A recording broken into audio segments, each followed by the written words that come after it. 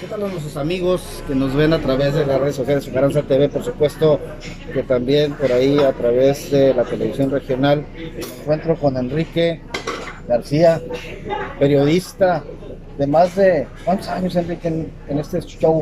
43 años, 43, 44 años. 43. No es la primera vez que tengo el gusto de entrevistar a este periodista distinguido de Tijuana. Ya alguna vez nos tocó, ¿cuántos años hace? Como unos 8 años, 10 años Más o menos, en la radio, unos 8 años o 10. en la 1420 de amplitud modulada.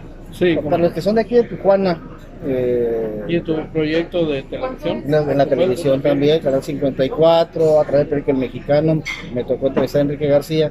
En aquellos años en lo que le llamaban Radio Ranchito, que después se convirtió en la XCWX, que son las siglas hasta la fecha de la estación, y ahora es después Radiorama y ahora Audiorama, que ahora pertenece a ESPN. Bueno, ahí estuvo también Enrique conmigo. Eh, presumíamos a la gente que nos hace el favor de vernos a través de las redes sociales tu trabajo como periodista, tus premios, pero también tu talento como cantante, que hasta cantaste ahí en la... ¿Cuál cantas? ¿Te acuerdas, Enrique? Francamente ni me acuerdo. Pero la cosa es que, bueno, ahora estamos aquí en el Big Boy, aquí en Tijuana, Baja California, México, para los que nos ven en otros países. Animales de costumbres, Pues sí, ¿no? Tijuana, de la frontera más cruzada del mundo. Sí, señor. Una actividad impresionante. Platicas un poquitito antes de entrar en tu biografía, Enrique, el concepto que tiene esta ciudad en el ambiente periodístico. Te gusta mucho el turismo, me comentabas. Platícanos algo. La verdad es que Tijuana es una ciudad de una dinámica impresionante, enorme, de una vida económica, social y política riquísima. Pues es pionera, ha sido pionera en muchos sentidos en el ámbito de la vida política. El solo hecho de que Baja California haya entregado al país a un primer gobernador no priista en la historia política de este país, y que justamente en este mismo mes, hace menos de un mes, 30 años después, aquí el gobierno que llegó hace 30 años, ya se vaya. Es también toda una experiencia que habla de la dinámica sociopolítica de esta ciudad. Así que Y tú fuiste parte de esa historia y cuestión periodística. bueno, fuimos testigos, por supuesto, escribimos la historia, los bajacalifornianos hicieron la historia, nosotros la escribimos entonces para los medios que trabajábamos, para un medio independiente que creamos varios amigos y compañeros de aventura ¿Cuál era, periodística. El semanario Cambio 21. Cambio 21, sí, como no me acuerdo. Sí. Una propuesta de periodismo independiente de muy alto costo, esencialmente no por lo económico, sino por el esfuerzo que implicó sacar un medio impreso independiente, que estamos hablando, se produjo en una época en que era la prensa la que predominaba, los medios. Y no había redes sociales. No había redes sociales, el periodismo en radio y el periodismo en televisión realmente no emergían todavía, lo harían por estas fechas más o menos, hace 30 años, pero estaban en pañales, entonces la prensa tenía el predominio, los medios impresos. Y en ese contexto decidimos crear un medio independiente llamado Cambio 21, porque le apostábamos a un cambio, porque creíamos que se avecinaba un cambio en el país, porque pensábamos que el país necesitaba un cambio, un cambio coincidente con el cambio del siglo al siglo XXI. De ahí que el semanario se llamó Cambio 21. Cambio 21, sí, muy conocido, por cierto, en aquellos años. ¿Sí? Y tuvo una presencia importante en la coyuntura política de 1988 y 1989, que se lleva a cabo la elección presidencial, en que Carlos Salinas se convierte en presidente en el contexto de un rompimiento que desde el propio PRI encabezó en su momento Cuauhtémoc Cárdenas Solórzano, acompañado de otras gentes como Porfirio Muñoz Ledo, etcétera, etcétera. Y aquí en Baja California, Cuauhtémoc Cárdenas Solórzano gana la presidencia de la República en una elección cuyo resultado fue reconocido oficialmente aquí en Baja California.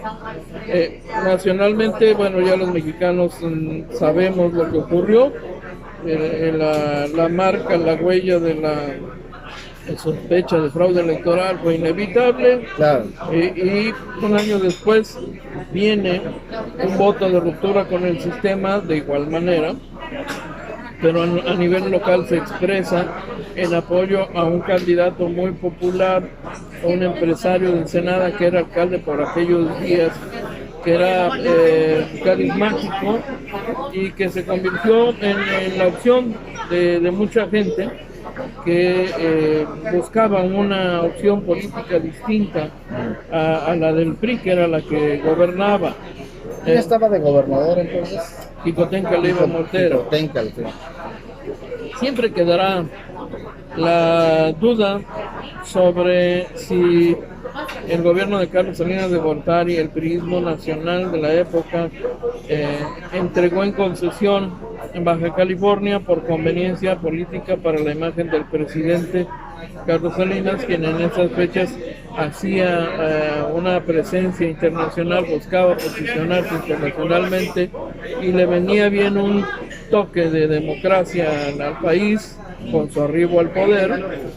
Y Baja California, y no es de ahora, ha sido manejada como una moneda de cambio a nivel político, y todavía un ejemplo claro de eso fue, por ejemplo, la elección de 2013, en donde ya parece que se viene confirmando que efectivamente el gobierno de la República de Enrique Peña Nieto y el priismo que encabezaba Enrique Peña Nieto decide que su candidato en Baja California pierda, porque era conveniente, porque a nivel nacional se estaba negociando el apoyo del PAN a las propuestas, a los proyectos de reforma, a lo que se denominó Pacto por México.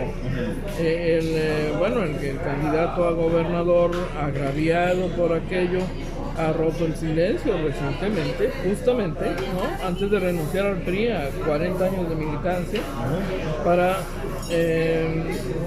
denunciar esto y apalancarse en testimonios incluso de panistas conocidos que llegaron a comentar cómo Baja California se les entregó como una prenda, una moneda de cambio para obtener el apoyo del PAN al Pacto por México.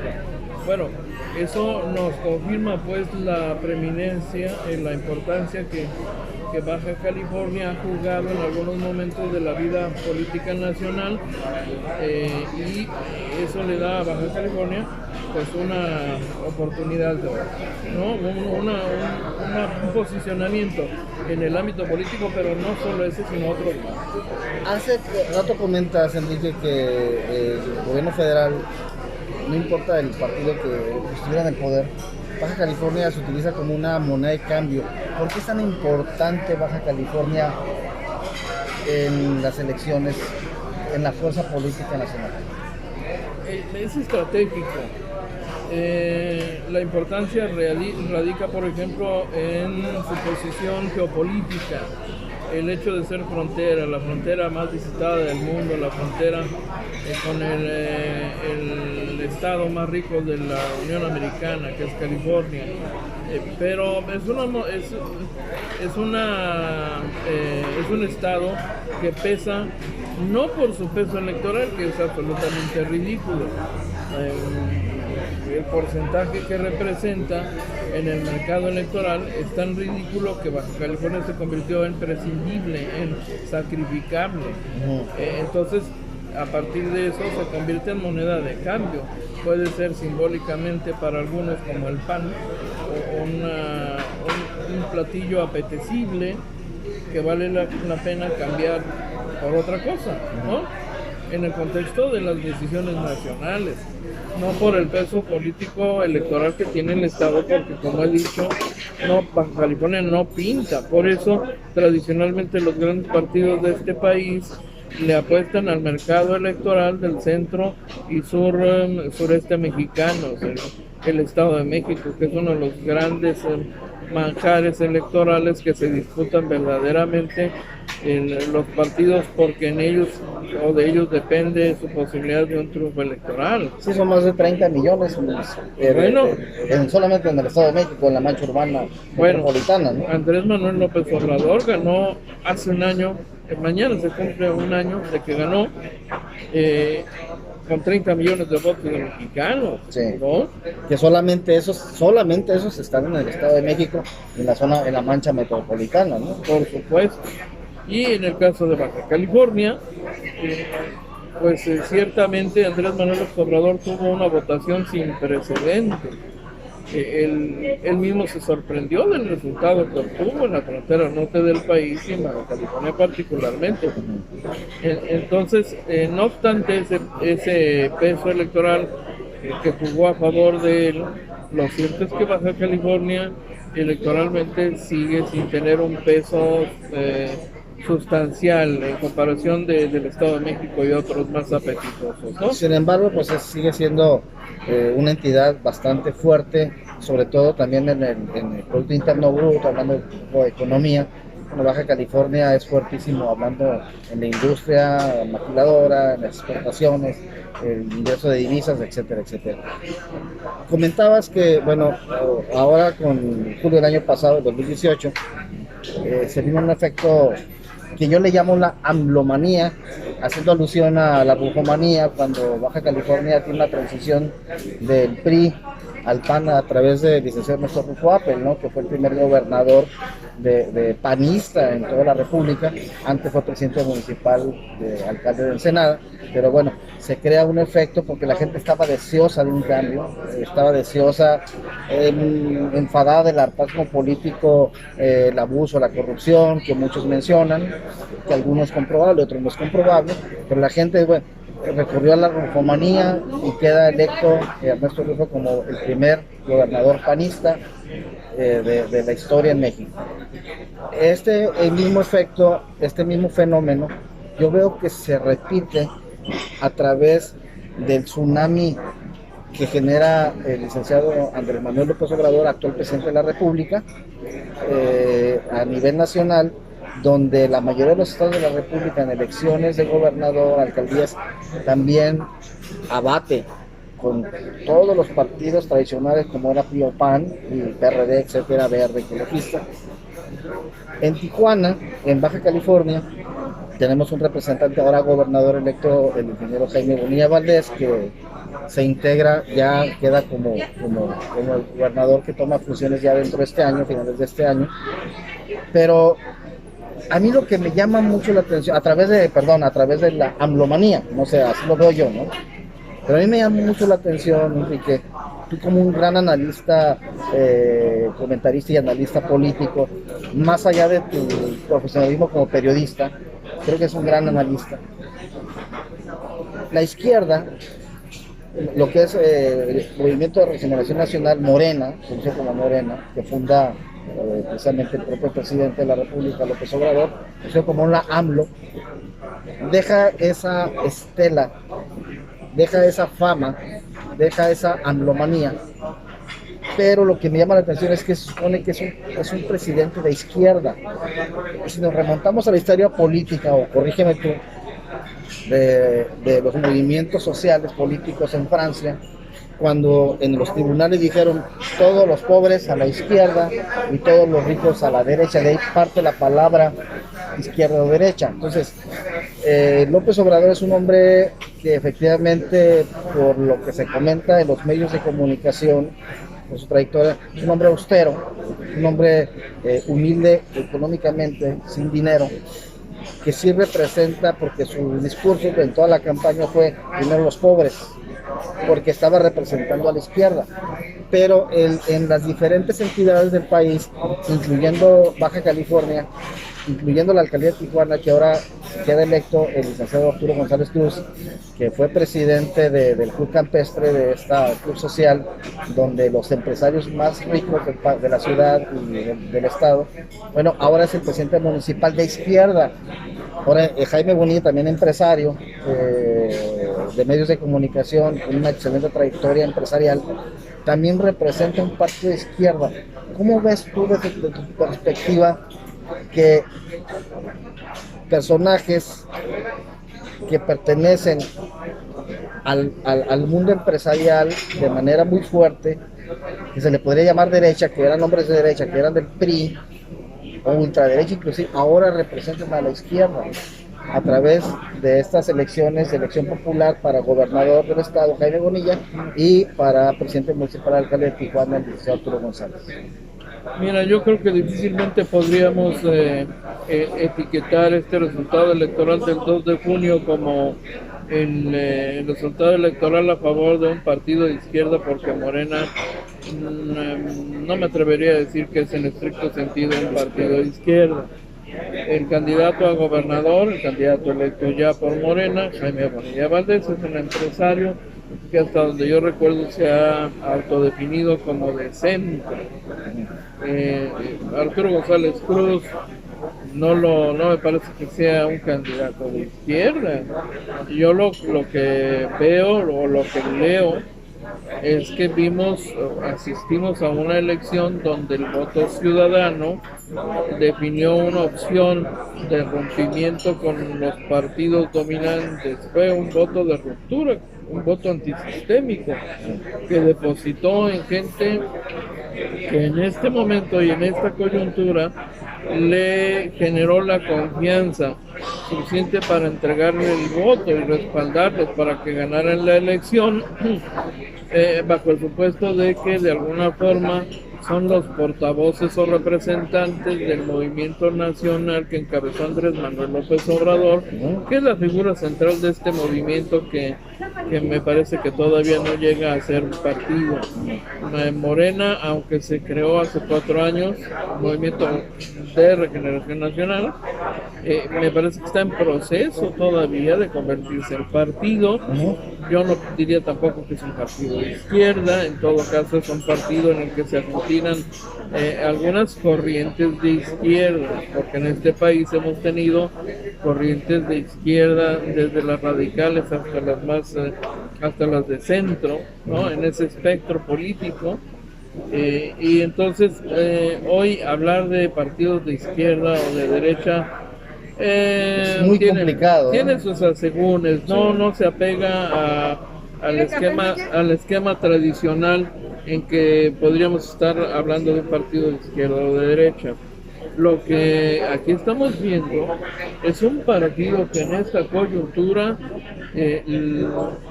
esa es la esperanza de la gente, le representa la posibilidad de entrada de correr a los que han estado gobernando, es decir, el PRI y el PAN. Es un voto emocional, es un voto de hartazgo, de rompimiento. Y la gente no votó por ellos necesariamente porque los viera como candidatos de izquierda, sino como los candidatos que podían representar la esperanza de sacar al PAN y al PRI del poder, y eso fue lo que hicieron el 2 de junio. Representaban a la filosofía de López Obrador, por supuesto. Bueno, pues esa es la propuesta de López Obrador, ¿no? Aun cuando al interior de Morena hay corrientes distintas que entre sí mismas tienen diferencias sobre la forma en que se conciben y se asumen a sí mismos en este momento. A nivel nacional, Morena tiene sus propios desafíos, el gobierno del presidente López Obrador por su parte tiene sus propios desafíos, y al margen de todos ellos, Baja California enfrentará los suyos propios al frente de un gobierno que no es necesariamente de izquierda. Dicho esto, sin menosprecio a nadie, porque lo que estamos viviendo en Baja California es una realidad donde los partidos de izquierda nunca han terminado de arraigarse y de a partir de eso generar un crecimiento sólido y amplio que pueda representar para los ciudadanos más desprotegidos una opción de esperanza, si no habrían votado por ello desde hace mucho, pero eso no ha ocurrido. Entonces, las izquierdas que hoy conviven en Baja California me parece que siguen menguadas y tienen un nicho de representación, sí, dentro de Morena, ¿no? Pero ¿Como quién, por ejemplo? ¿Carlos Atilano será uno de ellos? no, en Morena militan gentes que vienen de otros orígenes, por ejemplo del PRD, del Partido Comunista, alguno que otro, del PSUM, de lo que sería después el PSUM en Baja California. Carlos Atilano fue simpatizante de Andrés Manuel López Obrador desde hace casi una década, Sí. y en algún momento participó en una de las campañas presidenciales de López Obrador con un cargo importante, una representación importante. Entonces, él claramente... Y que supongo que era el gallo para el alcaldía de Tijuana. Se supone que era el gallo. Bueno, finalmente esa es una definición a cargo del partido. Ajá. Pero independientemente de eso, Carlos Atilano como persona, como actor de la vida política local, ha transitado por esas expresiones que se pueden considerar de izquierda. No pertenece a Morena, no es militante. Él era un aspirante externo en razón de la simpatía con Andrés Manuel López Obrador. Pero en Morena hay militantes que se asumen a sí mismos como militantes de izquierda. Entonces, lo que tenemos y lo que vamos a tener en Baja California no es un gobierno de izquierda. Vamos a tener una ensalada César de corrientes políticas, de todo. Pues sí, porque dentro del gobierno entrante habrá priistas y panistas, por ejemplo, ¿no? Priistas y panistas molestos con sus propios partidos que en esta ocasión decidieron sumarse a Morena, apoyar, entregarle su voto a los candidatos de Morena. ¿Por qué? Porque los partidos a los que pertenecían dejaron de representarlos. Sí. Con el porcentaje de participación electoral que tuvimos en Baja California, que es muy bajo, más bajo de la historia, si no me equivoco, de la historia electoral del Estado, lo cierto es que la diferencia en la votación la hicieron militantes de otros partidos que le dieron la espalda a sus partidos de origen y se sumaron al proyecto de Morena en Baja California. Bueno, de la alianza, porque no fue Morena como partido, fue una coalición de partidos hartos del sistema dominante, harto de los gobiernos del PAN y del PRI, básicamente. Entonces, no vamos a tener un gobierno de izquierda, claro que no. Una izquierda a la mexicana. Pues no, si consideramos que este fue un voto de rompimiento, un voto antisistémico, bueno, en esa ola se montan todos los que coinciden con el deseo de correr al PAN y al PRI del poder, claro. Porque no es una unidad, no es una alianza ni unión por razones ideológicas, sino por razones más pragmáticas que otra cosa. La decisión y el interés pragmático de sacar al PAN y al PRI del poder tan. ¿Sí? ¿No? Entonces, bueno, lo que vamos a ver es un gobierno, digámoslo así, de transición, o que pretende ser de transición a otro tipo de gobierno distinto, que es lo que la gente quiere. Si esto se logra o no se logra, ya es otra cosa, ¿no? Ya sería el primer paso. El primer paso era sacar al PAN y al PRI del poder, y lo lograron. Ahora dependerá de muchos otros factores, ¿no? Nada más que ahora se integran muchos personajes priistas, al menos en Morena, sí. Baja California. También lo vemos a nivel nacional, pero... Priistas y panistas. Vamos aquí en Baja California, Tijuana, y vemos panistas y priistas. Pues Jesús Ruiz Uribe, que fue diputado del PRD. Él fue militante del PRD, por supuesto. Que ahora está como delegado. Es el delegado del gobierno federal, de todos los programas federales en Baja California. Sí. Y vemos que pues él no... Él llegó a ser aspirante para la presidencia municipal de Tijuana, por el PRD en alguna ocasión. Y vemos varios, por ahí, por ejemplo, por aquí, por las noticias, precisamente en AFN, donde tú colaboras con mi amiga, lo digo con orgullo, Dorelena Cortés, vi notas en diferentes medios también, que el licenciado Carlos Murguía Mejía sigue siendo priista. Es un hombre, digo, yo lo conozco muy bien, lo conoces muy bien tú. Parece que ya fue elegido como el segundo de a bordo de la alcaldía de Tijuana por el licenciado Arturo González Cruz, como el secretario general de gobierno. Él sigue siendo de extracción panista, fue presidente del CEN del PRI, fue diputado por parte del PRI y ahora lo vamos a ver actuando como un actor político, pues, que al menos yo en lo personal lo veo como una persona íntegra. Yo en lo personal lo veo, se lo digo fuera y dentro del aire. Ahora va a representar el segundo hombre de a bordo de la alcaldía de Tijuana, un municipio tan importante en el país y en Baja California. Bueno, mira, eso coincide con lo que te acabo de comentar. ¿Sí? Mucho priista, mucho panista, descontento con los manejos de sus dirigentes, Cierto. decidieron renunciar al PRI o simplemente dejaron de participar hace mucho tiempo porque dentro de sus partidos ya no tuvieron cabida. Hay panistas que se acercaron, hay panistas que fueron invitados, hay panistas que se sumaron a cambio de nada más que intentar el resultado de sacar al PAN y al PRI del poder en un primer momento.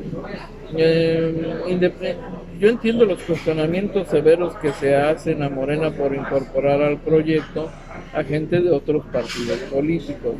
Es un cuestionamiento al que Morena, su dirigencia nacional y el propio López Obrador han dicho, bueno, todos caben en Morena, todos los que quieran lo que estamos proponiendo caben, tienen cabida en Morena. Y es así como muchos panistas, sin dejar de ser militantes en sus partidos, decidieron apoyar esta propuesta electoral 2019. ¿Quién sabe si lo vayan a hacer después? Porque aparentemente las condiciones en sus partidos de origen podrían cambiar. Eso explicaría en parte la suma de Carlos Murguía, que hasta donde yo entiendo es amigo personal de Arturo González Cruz. Y también del ingeniero Jaime Bonilla. Por supuesto, ellos tienen una amistad de muchos años.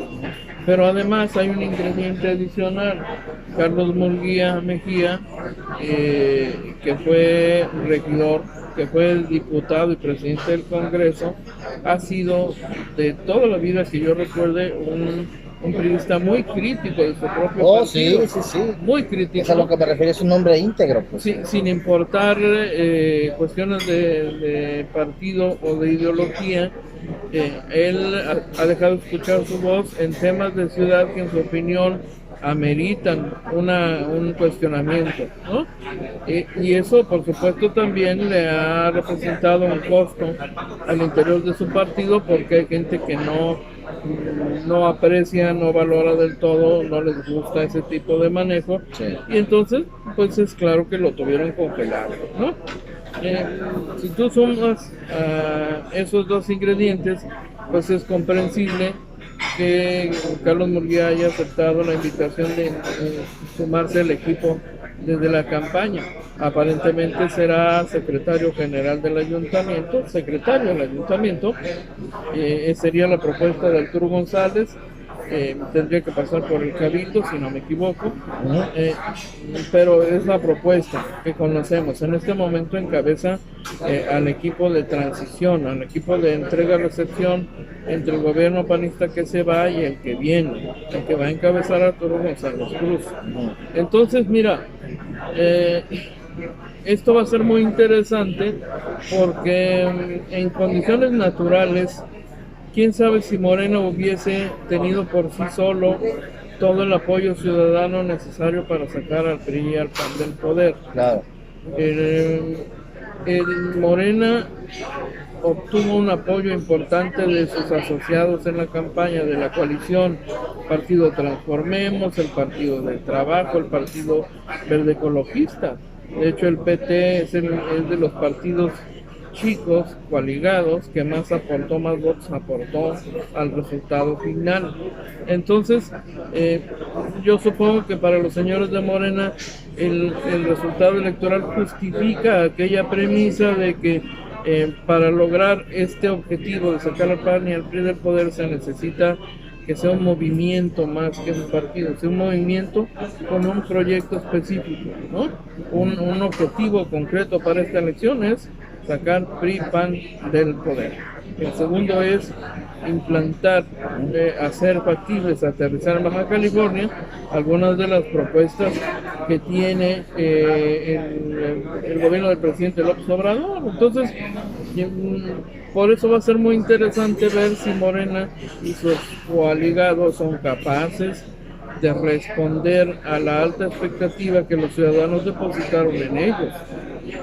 Y será muy interesante ver cómo observa la población a los distintos actores políticos del PRI y del PAN, por ejemplo, que se sumaron decididamente al proyecto de Morena para esta elección. Pues muy interesante, usted que nos hace el favor de sintonizarnos a través de Ocaranza TV en las redes sociales. Pues mire, esta es una probadita de los conocimientos, se lo digo, Enrique, se lo digo a usted, se lo digo a Enrique, que tiene como analista político.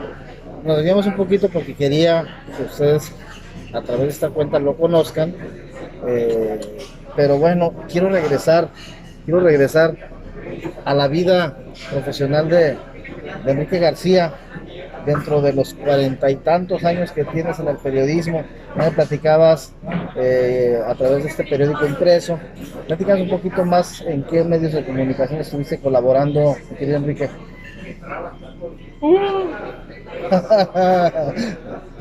No digo bastantes, pero vamos a hablar un poquito de historia, pero de Enrique García. Mira, lo resumiré lo más ejecutivamente que pueda. Yo decidí convertirme en periodista en 1974. Ya andaba la inquietud, sobre todo porque como ciudadano, muy chamaco por cierto, a esa edad. ¿Qué edad tendrías por ahí más o menos? Unos 15 años. 15 años. Alcanzaba a distinguir cosas que no me gustaban. El abuso de los policías, el abuso de comerciantes, que típicamente te entregaban kilos de 800 gramos, etcétera, etcétera. Sí. Y que me molestaba muchísimo eso y otras expresiones de impunidad y de atropello y abuso, no solo de gentes del poder, por supuesto, esencialmente de gentes del poder, pero de comerciantes, por ejemplo, ¿no? Del sistema de corrupción que había, etcétera. Y eso me hizo simpatizar con algunos escritos que yo llegué a leer por aquellos días en un periódico satírico que se llamó El Igualado. Lo editaban Ernesto R. Olivo y Alfonso Reyes Zapango, un viejo periodista de Excelsior que se vino a vivir aquí y que tuvo una imprenta comercial en donde además editaban publicaciones para otros periodistas locales. Entonces, pues muy convencido de eso y de la intención de hacer una diferencia, a mí se me hizo muy fácil ir a pedir trabajo de periodista, ¿no? Por supuesto se rieron de mí, me perdonaron la vida porque me vieron con ternura y dijeron, ay, ternurita, y les simpaticé por eso seguramente, y muy seriamente me dijo Alfonso Reyes Zapango, me dijeron él y su pareja sentimental, su compañera Ángela Caballero, que también escribió en Excelsior, colaboró con él y que quieran pareja. Pues me dijeron, pues mira, no tenemos trabajo de periodista en este momento, pero ¿qué otra cosa sabes hacer? ¿No? Entonces me dijeron, bueno, yo sé escribir a máquina, ¿no? Sí, que en aquel tiempo que computador ni que nada. No. Era la máquina de escribir. Mecanografía. Y luego no eran ni eléctricas, eran así mecánicas, mecánicas. ¿No? Bueno, yo tuve la idea de entrar a estudiar una carrera comercial de secretario bilingüe porque había perdido en el cambio de Ensenada a Tijuana, había perdido en el año escolar la posibilidad de terminar mis estudios de secundaria y entonces decidí aprender algo útil y me metí a estudiar a una escuela comercial en una carrera que típicamente era dominada por mujeres, ¿no? Ahí había carreras para hombres, ¿no? Contadores públicos, no, era la otra. El contador privado que le Y llamaban. contador privado, por supuesto. Pero no me agradaba tanto, entonces entré a estudiar la carrera de secretario bilingüe. Me llamaba la atención lo del inglés porque yo había estudiado algo de inglés en Ensenada. Se me daba, tenía facilidad para el idioma inglés. Y entonces dije yo, bueno, pues entro a estudiar. Terminé descubriendo que había sido la decisión más acertada porque en mi pretensión de ser periodista, pues la mecanografía y la taquigrafía se convirtieron en herramientas extraordinarias y así, con esa bandera y con esa medallita en prenda, me presenté y le dije, bueno, pues sé hacer esto. Y me dijeron, sí, a ver, ¿no? A ver si. Y me sentaron frente a una máquina y me dijeron, copia este texto, ¿no? Pero además me sentaron en una máquina que era eléctrica. Ya había eléctricas en realidad. Oh, la gran cosa. Esas que tener una bolita, ¿no? Una manzanita. Una manzanita, ¿no? sí. No, bueno, resulta que yo fui uno de los más rápidos en mecanografía y en taquigrafía. Yo había aprendido taquimecanografía en inglés y en español. Entonces pasé la prueba, por supuesto que pasé la prueba con mucha facilidad y me dijeron, el trabajo es tuyo, ¿lo quieres? Es lo que tenemos ahorita. Y yo dije, va, me quedo. Bien aventado, dijiste, sí, me quedo. No, pues me quedo, ¿no? Pues digo, esto es una imprenta, aquí se editan periódicos, bueno, ganaré la posibilidad, ¿no? La oportunidad, y así fue. Aprendí todo sobre las artes gráficas, por supuesto, terminé escribiendo para el periódico que me gustaba, algunos escritos infames, por supuesto, también, porque pues qué otra cosa podía escribir a esa edad, ¿no? Claro, sí. Los guardo por el valor simbólico y sentimental que tienen, pero no son textos que yo me atreviera a mostrar hoy públicamente. Pero a partir de eso comencé a incursionar en los medios de comunicación. Después vendría la oportunidad de trabajar en un periódico diario en 1975. ¿En cuál, Enrique? En el Noticias. En Noticias. Periódico Noticias. Y después vendrían ABC, vendrían El Heraldo, La Voz de la Frontera, Novedades de Baja California, mi periódico Al Día, Diario La Tarde, en fin, el Diario Baja California, donde me tocó conocer a Jaime Bonilla, que era el dueño del periódico entonces. Sí, junto con el ingeniero y con el licenciado Gigoteca Leva, ¿o es un mito? No, yo sé. Era Jaime Bonilla. Era Jaime Bonilla, el dueño del periódico. Manuel Suárez Soto llegó a ser el director. Pues, ¿no? Estuvo muchos años en Z3 y ahora está precisamente en PCN de Jaime Bonilla. ¿Sí? Pero en esos días Manuel Suárez Soto fue el director del diario Baja California.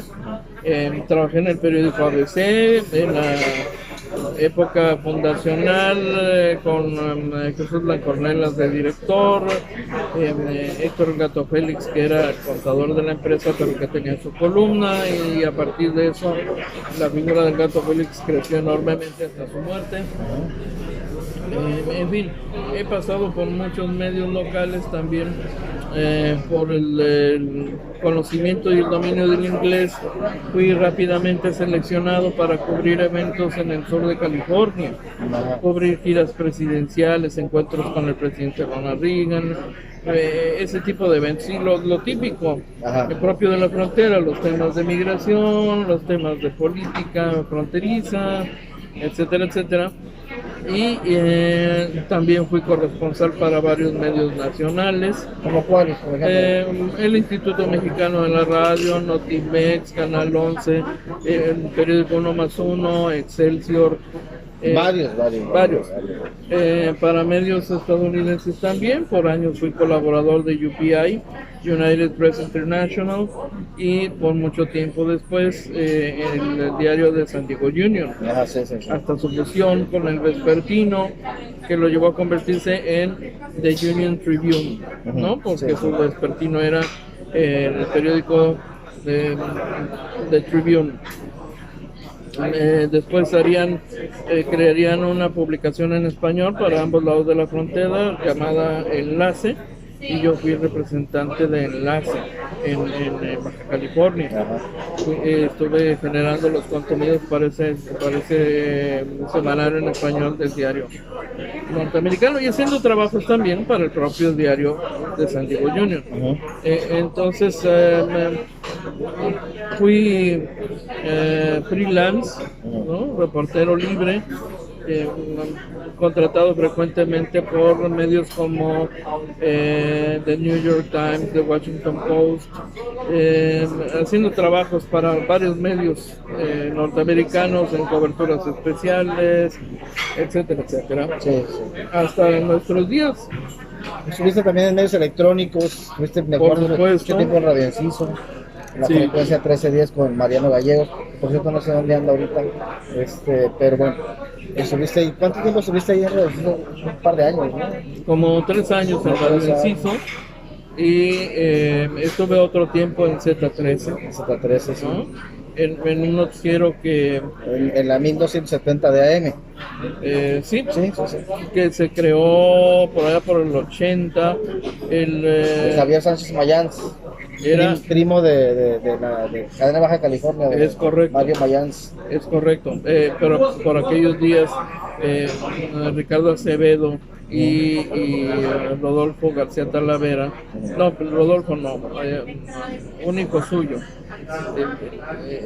tenían un programa que se llamaba Charlas de Café, y después de eso surgió un noticiero donde yo fui jefe de información, en una de mis primeras incursiones en radio. Entonces, en esas condiciones es que yo me integro al panorama radiofónico, y años después, ya más recientemente, bueno, en Radio Enciso, donde estuve como 4 años, ¿no? Radio Enciso 4 años, y bueno, ahora uno de los brazos fuertes de Agencia Fronteriza de Noticias, con la periodista de la Elena Cortés, que tienes un programa de televisión todos los días. Ahí conduzco, lunes a viernes. Ahí conduzco el programa de televisión de la agencia, es el programa de casa. ¿Cómo se llama tu programa, Enrique? Es el programa de la agencia, más que mi programa, se llama AFN Político y algo más. Y es un programa que originalmente estuvimos conduciendo los dos, por Elena Cortés y un servidor, pero es el programa de la agencia. De 12 a 1. El estandarte, vaya, de 12 a 2. De 12 a 2 de la tarde, de lunes a viernes. Canal 73, CNR Televisión Estatal, que por cierto le mandamos un saludo a Mario Rivera, director. Y también, por supuesto, a través del 1120 de la radio. 1120 de la radio. Mexicali, a través de MBS. De MBS. Ahí tengo ya 5 años. 5 años colaborando en la agencia fronteriza. ¿En qué más medios electrónicos, aparte de MBS, Canal 73?